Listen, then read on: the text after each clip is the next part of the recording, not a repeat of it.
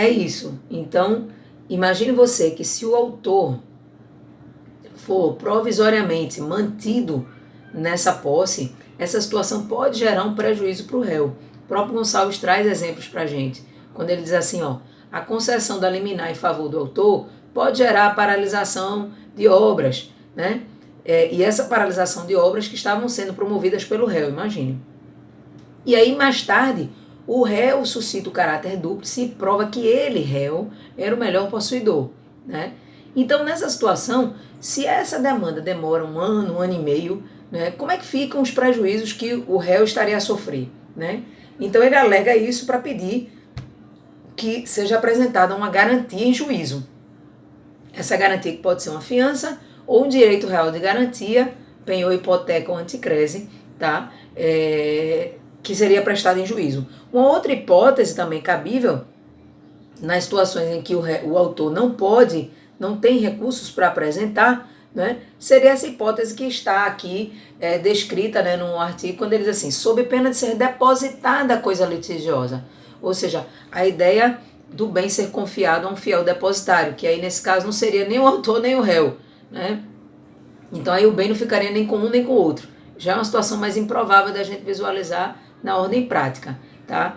E a grande questão que se suscita é o seguinte, né? Primeiro, o juiz ele é vinculado a condenar, né, a prestação de uma caução em desfavor do autor, ou isso é discricionário? Não, então o entendimento que os doutrinadores têm é que ser um poder discricionário do juízo. O réu ele pode até requerer que seja fixada uma caução, mas isso não é certeza que o judiciário irá fixar, tá bom? Então o juiz pode fixar ou não, vai depender das circunstâncias, né? E aí perceba, é bom lembrar que o próprio artigo diz o seguinte, que sempre deve ser ressalvada aquela situação da parte hipossuficiente do ponto de vista econômico, né? Porque imagine você que de repente o juiz fixa a caução. Aí o autor chega e diz assim, doutor juiz, eu não tenho como pagar. Eu não tenho como prestar caução porque eu nem tenho fiador, nem tenho ninguém que possa apresentar um direito real de garantia por mim e nem eu mesmo tenho bem nenhum para apresentar em garantia. Entenderam? Então, nessas situações, né, em que o juiz entender que a parte é hipossuficiente economicamente, ele pode dispensar a caução, mas poderá também, né, colocar a coisa confiada aos cuidados de um fiel depositário, como diz a letra da lei. É mais difícil da gente ver numa perspectiva prática, mas é uma situação possível, tá?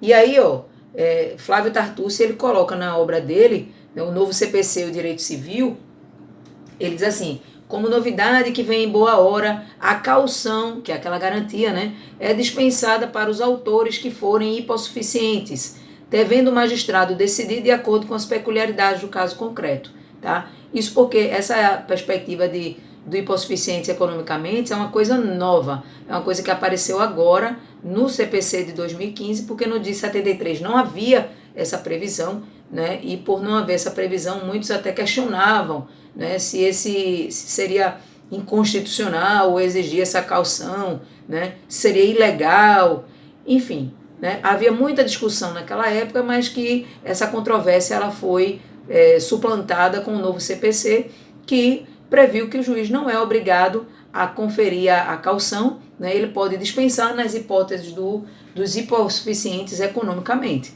tá bom, gente?